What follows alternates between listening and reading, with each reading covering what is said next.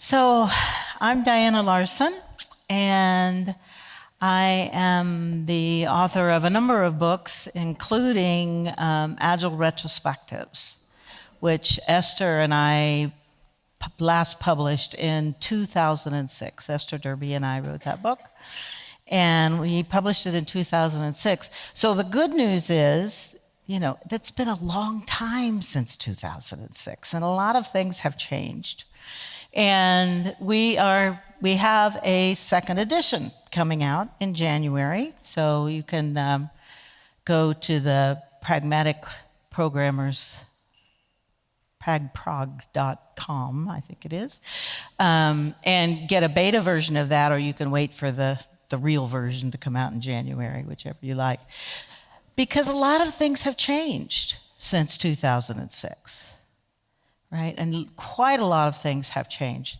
And one of the things that always seems to surprise people when they come up and they tell me, yeah, we do retrospectives, but we really don't get much value out of them. I say, well, why do you keep doing them?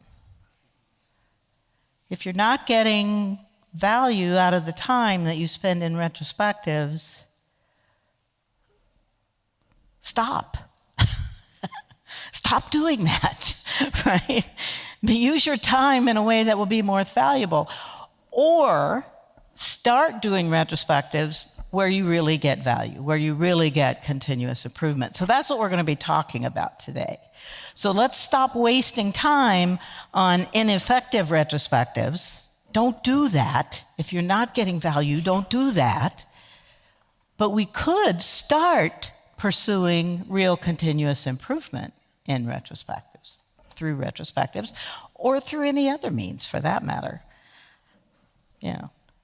So what we hear a lot is we can't take time for retrospectives. It takes too long.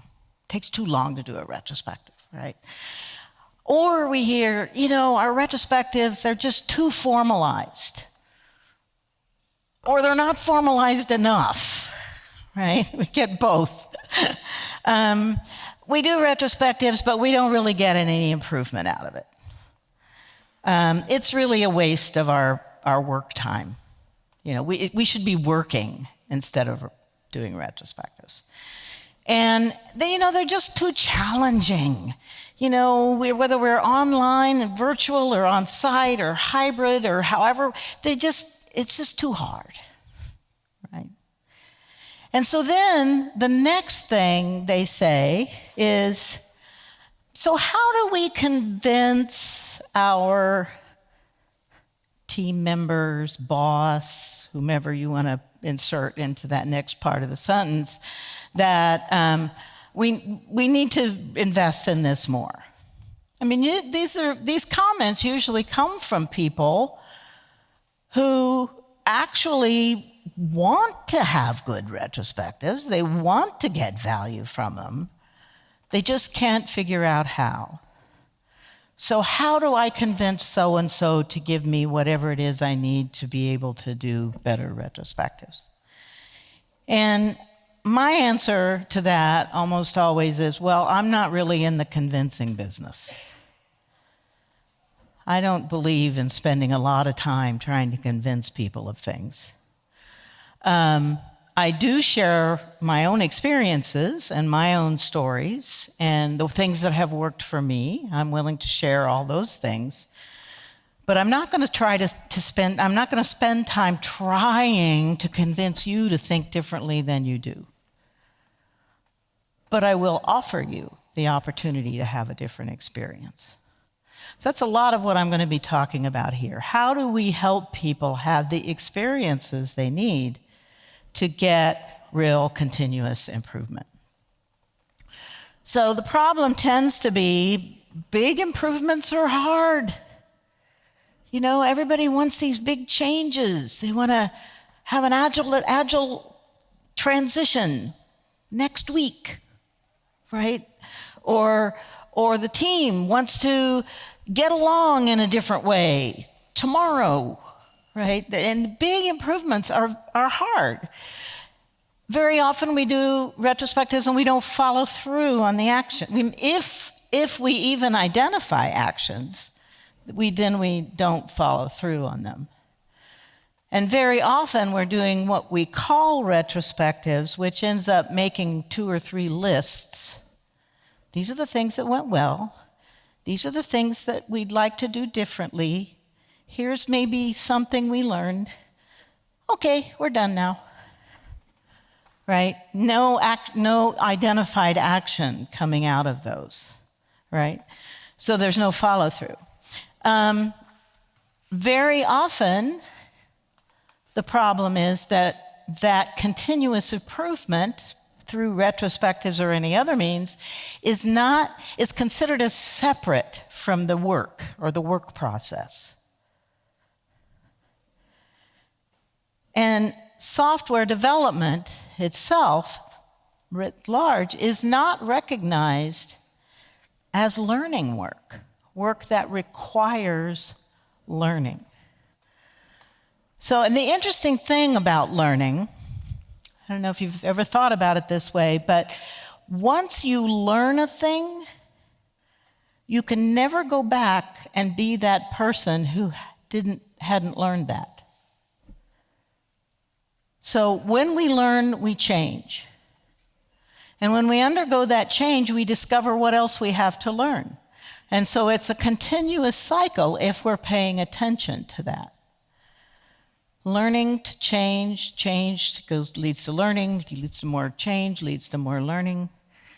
We never are the people that we were before we learned the new skill or learned about a new perspective, gained some new teammates and learned about them. Now we're a different team, right? That there's that learning and change cycle, which is part of being human. Way back in 1990, even before there was something called Agile, a decade before there was something called Agile, Peter Senge said, team learning is vital because teams, not individuals, are the fundamental learning unit. And I would say they're the fundamental value-producing unit in many organizations. Unless teams learn how to learn, the organization cannot learn. And we are in a time where speed to learning is probably our most important metric, though we have not figured out how to measure that or learn about that yet, right? Peter Drucker, many years ago, identified that we were, from moving from assembly line and muscle work, right, and assembly line work, had moved into a whole new category called knowledge work, where people mostly took existing information and maybe put it together in new ways or got new insights from it or whatever, but mostly archived it as best practices. Right? Oh, there's a best practice. Let's put it in the archive where no one will ever see it again. Right? We're not there anymore. We've moved on beyond knowledge work because we, in our field in particular, cannot rely only on existing knowledge. Things are changing too fast.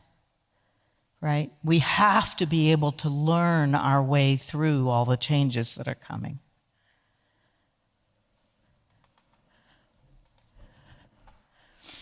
So, what's the solution to our problem? We have to embed learning in the workflow. It's not some separate, we don't go off to a class and that's what makes the difference, right? It's got to be a part of our daily thinking, our daily work. What is it we have to learn today? I wrote a blog post a while back saying, what if for those teams that do something like a daily stand-up or, that follow those practices, instead of saying, what did I do yesterday? What do I plan to do today? What's in my way? What if we said, Here's what I learned on behalf of our whole team yesterday. Here's what I hope to learn today. It's where I'm going to focus my learning. And here's what's getting in the way of the learning I need to do. Or if we're working in ensembles or pairs, the work we need to do, right? So it's important to keep the retrospective framework, and I'll explain that in a moment, but we need to learn in smaller bites, but more frequently. We need to keep that going all the time. And it's not just an individual thing, it's a group thing.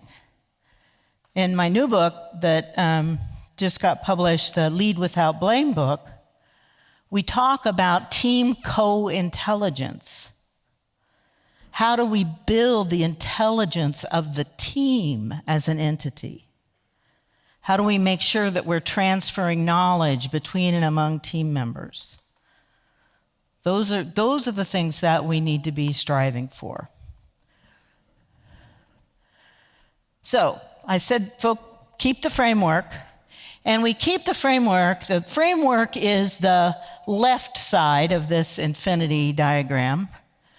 We do some work, and then we move on to the left side, and we hold a retrospective, which is we do something to help us all get our heads in the room, set the stage for doing the learning, gather the data, figure out what the latest chunk of work looked like from all the perspectives of all the team members, generate some insights for that. So learn what happened and then learn what we can learn from that. And then make some decisions about where we'd like to take action to improve, and then close the retrospective. Now, I was talking with somebody who works in the children's education field, and they said, "Oh, that's just like the process that we talk about for children. I notice, I wonder, I choose, I act." I love that. I notice, I wonder, I choose, I act. For a team, it's we notice, we wonder, we choose, we act, right? And that gets us to continuous improvement. Yeah. So, and there's a second edition of this book coming out, in case I missed that. So smaller retrospectives more often add up. You get improvement over that over time. How many of you have ever seen the Superman 3 movie? It's been a long time ago, right? You remember Richard Pryor? He's going to get a portion of a cent from every interaction, right? And over time, in those tiny pieces, what happened? He became a bazillionaire, right? And then people noticed something was wrong, right? Same thing, there was a movie in the 80s, I think, it was in the 80s, called Office Space, where they did a very similar thing, where we'll just take a portion of this transaction, the leftover bit, the third decimal point in, and we'll just collect that somewhere else, and it will, in time, add up. So that's what we want to have. And I don't know how many of you follow some of the other names in the extreme programming and agile field. Mike Hill talks about many more, much smaller steps in coding. MMMSS. Any of you heard of that one? Many more, much smaller steps. Paul Hill, yeah. And Alistair Coburn created something he called elephant sashimi for stories. Cut them down in as thin slices as you can get them, right? Ron Jeffries is kind of well known for saying, well, if you can't get all your work done in your 2-week iteration or sprint, try 1 week. If you can't get all the work done in 1 week, try a couple of days. Try a day. Try a half day. Go smaller, smaller, smaller, smaller. So smaller retrospectives follow that same idea. Smaller retrospectives more frequently add up to greater team learning and greater continuous improvement. So let's talk about learn smaller. How many of you have heard the joke, how do you eat a whale? Anybody heard that joke? What's the answer to that? 1 bite at a time, right? We just take a small piece and we take that in and we integrate it. We swallow it, we consume it, we integrate it, and then we're ready for another piece. The same is true for learning, right? We take in a small piece of learning, we figure out how that fits, and then that helps us understand when we're ready for the next piece of learning along that line, right? And we just keep doing that. So it's not separate from the work. It is the work. It is a continuous part of the work.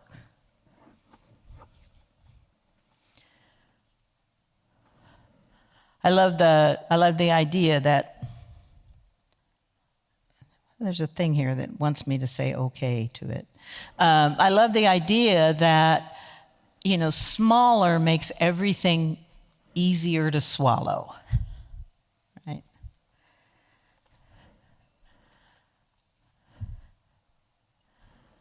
So I have a number of friends who do what's called some places mob programming, ensemble programming, Saman programming work.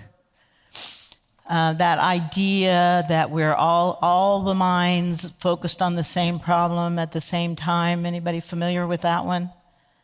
Got some, folks in the room. And very often that work is done in small increments. Pomodoros. Everybody know what a Pomodoro is? Yeah, who's not familiar with Pomodoro in the room? A few, okay. Pomodoro is a technique that says we need breaks to do our best work. We need to step away from time to time. And so Francesco Grillo in Italy came up with, he called it Pomodoro because his little timer, he had a kitchen timer and it was in the shape of a tomato, right? So he would set his tomato timer for 25 minutes and he would work straight, go straight, no interruptions, no, I'm just gonna work. And then at the end of that, he would take a short break, get up, move around, shake it out, right? And then come back to work. And he discovered that he got more work done. A lot of, maybe not all, but a lot of the people I know that are using the whole team kind of programming, everybody on the same project, working on the same problem at the same time, also use this Pomodoro technique. Well, one of the people or a group of folks at Hunter Industries began experimenting with what if they did a retrospective at the end of every Pomodoro? Tiny retrospective, 3 minutes, only examining what had happened during that chunk of time, that 25 minutes. What did we notice? What do we wonder could be better? What do we want to pick? Okay, let's do that. Let's make that propose that as a working agreement, make that change, scooch our chairs around so that we're all more comfortable. Whatever it might be, whatever small change is going to facilitate doing the work in a more easy way. And then break, go off, come back to another Pomodoro, another tiny retrospective. He called those micro retros. But still, all the pieces, can you see how all the pieces of the retrospective framework are still in that? We're still taking time to notice. We're still taking time to wonder. It's just a much smaller piece of time, right? And we're doing it much more often. We're not waiting till 2 weeks have gone by to try to remember what that thing was that really bugged us about way we were working on Tuesday of the previous week, right? We learn better when we take advantage of a thing that has just happened. So small bites and micro retros help us do that. Getting really good at that, okay, as a team, what do we notice? What do we wonder? What do we want to choose? What action do we want to take? So, not only do we want to do in smaller bites, but we want to do it more frequently. A small bite every month isn't going to help that much. But small bites taken frequently give us all the nourishment we need. So, here's an example. Small bites taken frequently give us all the nourishment that we need, right? So, how often could you be inviting your teams to learn?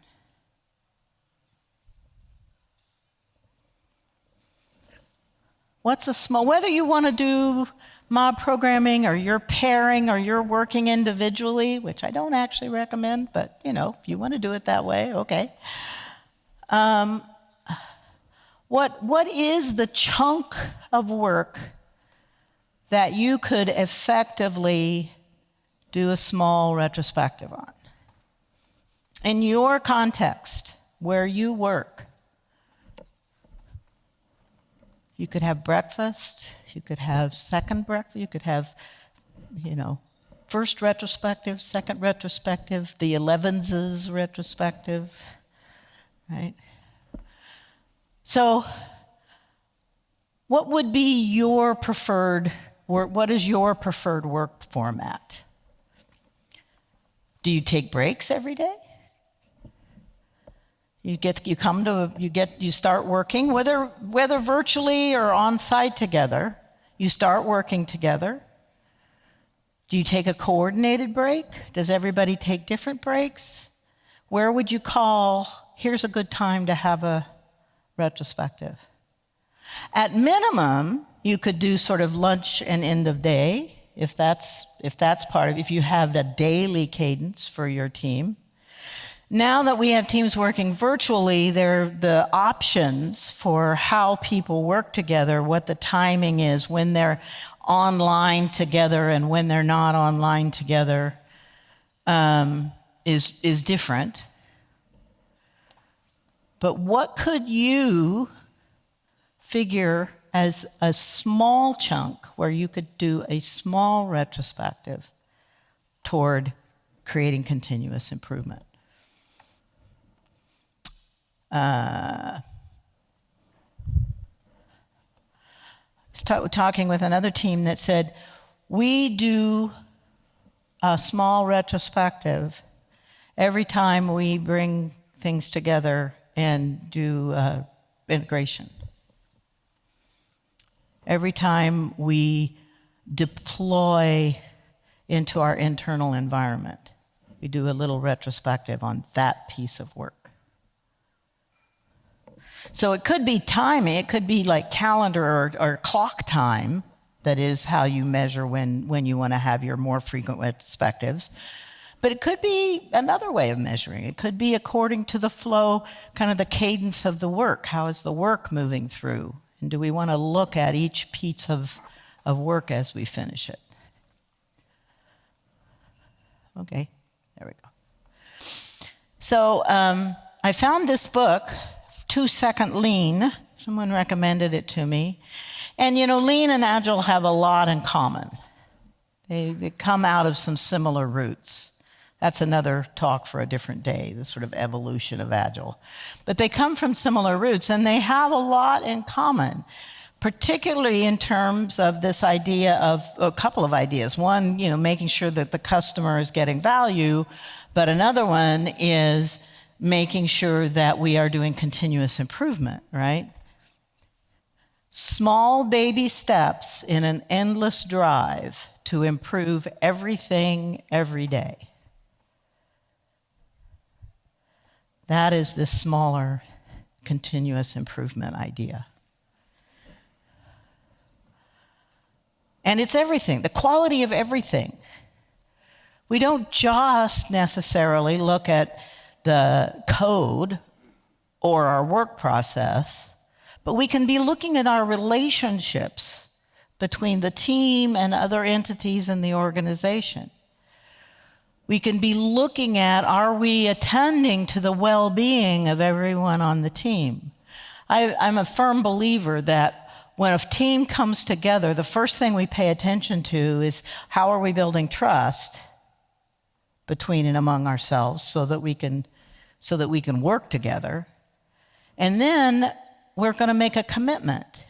Each team member and the whole team collectively is going to make a commitment to doing the work. We have to have an agreement that this work that we are going to do together is not only valuable to the customer, but has meaning and worth to us as well. And then we also make a commitment to our mutual well-being of all the people doing the work.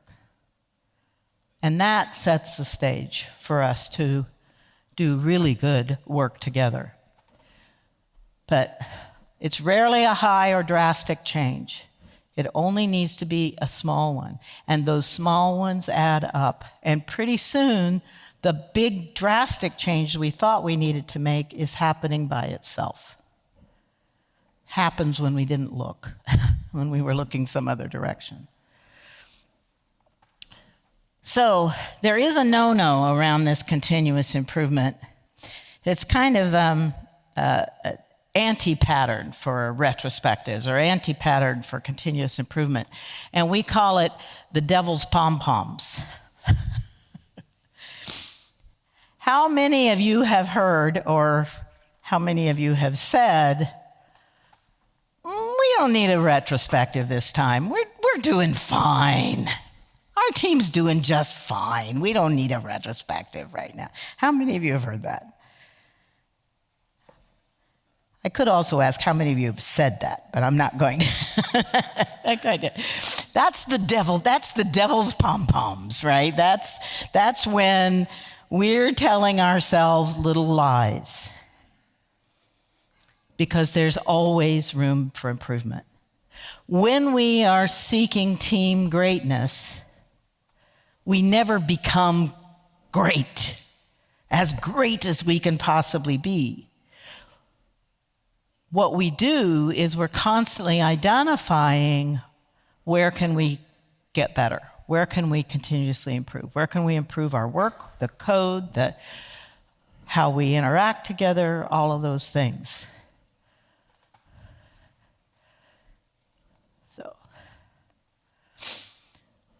So when a new team comes together, they often struggle with this idea that there's some way to improve. So one way you can help new teams is by referring to something we call tripe, which is a delicious, well, maybe not, but, but tripe stands for tools. How are our tools? Are our tools serving us well? Are these the tools we want to use? Are there better tools that we could be using? What else is out there that could be helping us with our work? Resources. Do we have all the right equipment that we need? Do we have access to the people that we need to talk to get our work done and learn the things we need to learn? What else? What other kinds of, not humans, humans are different, resources. Interactions. How are interactions going? Anybody been, getting a little snippy? Anybody got distracted and not, it wasn't keeping up? I mean, maybe something's going on in their lives. I'm a big user of the retrospective prime directive. How many here know about the retrospective prime directive? Only a few. Okay. So the retrospective prime directive comes from the book that Norm Kurth wrote called Project Retrospectives, a Handbook for Team Reviews. And his book came out in 1998 or 1999, and it was about big 3-day retrospectives at the end of big, very large projects. And I actually was part of that. In his book, he describes a retrospective being facilitated by somebody named Diana, and that's me. That was me. But it was a huge project. I also did a retrospective. See, they went out of business, so I could mention them as a customer for Sun Microsystems on the Java 2E project, which over many years involved 300 people, right? And the retrospective we did lasted a day and a half and had 75 people involved, and we had interviewed another 75 people and brought that information into the retrospective as well. So that's the kind of thing that Norm's book was about. So if you're interested in doing those, which can also be useful at the organizational level. How are we doing on managing our projects or products? But he came up with the retrospective prime directive. In this retrospective, no matter what we learn, we understand and truly believe that everyone was doing the best they could, given the information they had, their skills and ability, the resources they needed, and the general situation at hand. So, it's easy to say, oh, I didn't do my best today, because we've got this idea of some independent standard of best. But in fact, every single time we show up at work, we are under different conditions, different pressures, and our best possible that day changes. And it's worthwhile noting that even though someone was doing their best, it may not have been adequate to the situation. And in general, the source of that inadequacy is not the human. It's the information they had, their skills and abilities. Did we match them up correctly with the thing we asked them to do? And any number of other things. And those are all systems issues. So it encourages us to look to the system to find the sources of what we might want to improve, as opposed to blaming individuals. I'm going to be talking more about that tomorrow in the keynote. But retrospective prime directive is a really important piece. And noticing what interactions we're doing is an important thing to pay attention to. So it might be our process. Maybe our process needs some tweaking, needs some adjustment, or the environment that we find ourselves in. This is very similar to the retrospective prime directive, but it's a way to help teams that have newly come together, or maybe it's just got a lot of juniors on the team, to begin to think in terms of, oh, what could we improve? Well, maybe we could improve our tools. And even in those 3-minute micro retros, you can look at this and say, which one of these did we notice was giving us a problem? Which one of these do we wonder about? Which one of these do we want to choose and then act on? When teams have are a little more mature, been together a little bit longer, I don't really like the idea of maturity, but for teams, but when they've had more interaction, they're more familiar with each other, then we might think about Merrick's missing manifesto elements. Brian Merrick is one of the Agile Manifesto signers, and he's written a lot of stuff. He looks at things from the sort of QA and test point of view. But he also was a fan, and is a fan, of the XP, extreme programming way of doing work. And he says, what's often missing in Agile teams is an attention on discipline and skill, or ease and joy. So when a team has been together longer, you might ask questions about, how's our discipline? Are we still following the things that we know are the best things to do? Is there any place we need to improve our skills? Our co-intelligence as a team? In the world of software work, there's no reason why we can't feel ease and joy, given the right conditions and the right environments. How do we get that if we don't have it now? Another way of going about this is just asking some questions. If your team is struggling with those devil's pom-poms, what improvements could we make?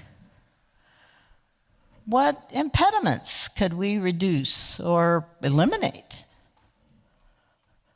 What do we need to learn about? What progress could we be capturing that we aren't capturing? What outcomes could we be getting?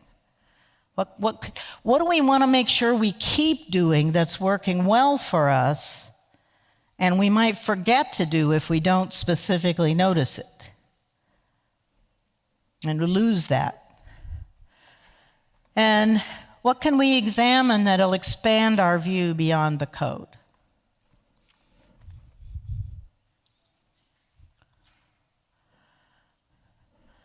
Great doesn't mean perfection. I love working with teams who want to be great. And I even love more teams who want to be greater than they are now. Right? So we want to be seeking team greatness. So what's annoying us? What have we been annoyed by for a long time, and we've just kind of sucked it up and don't really think about it anymore, right? Let's stop and take notice of that. Or what's new that's become a little annoying, and we don't want it to get big annoying, right? What more can we learn that will make our work and our work lives simpler? What small thing can we do right now? These are all questions you can ask your teams if you start noticing those devil's pom-poms coming up. Because that is another thing that gets in the way of people doing effective continuous improvement, effective retrospectives, is that we're not going to do that. We don't have time for that right now, right? It's a little bit like, we don't have time to adjust our brakes on the car. We're going to take that risk, right?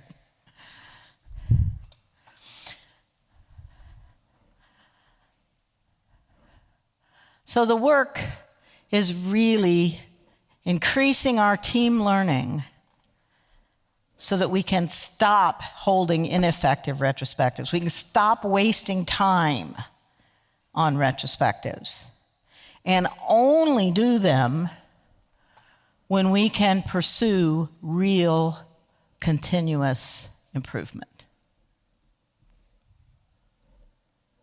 All right?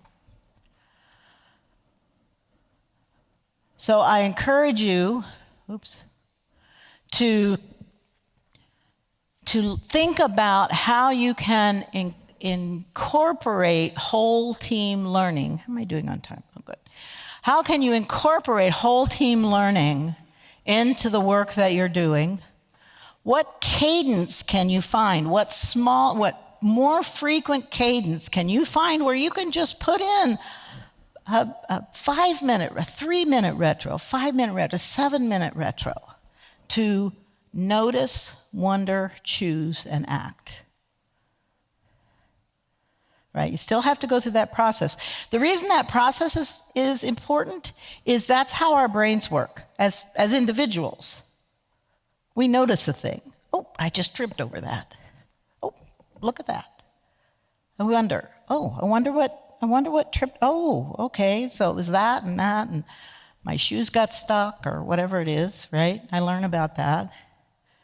Well, I don't want that to happen again. Make a choice about it. I'd like to avoid that now. Okay, what action can I take? We do that in split seconds as individuals. When we're a group, when we're a team, and we want everybody to be going through that process at the same time, it takes a little longer. But if we're only looking for tiny improvements, it doesn't take that much longer, right? So we notice, we wonder, we choose, we act. So find your team's cadence. Then,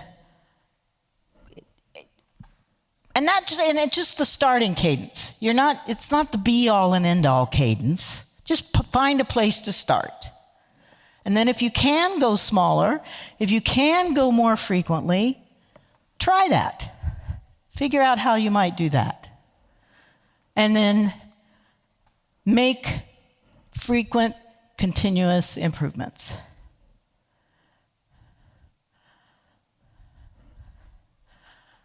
Thank you. I had a lot of help on this talk. I want to acknowledge that. Thank you all for coming.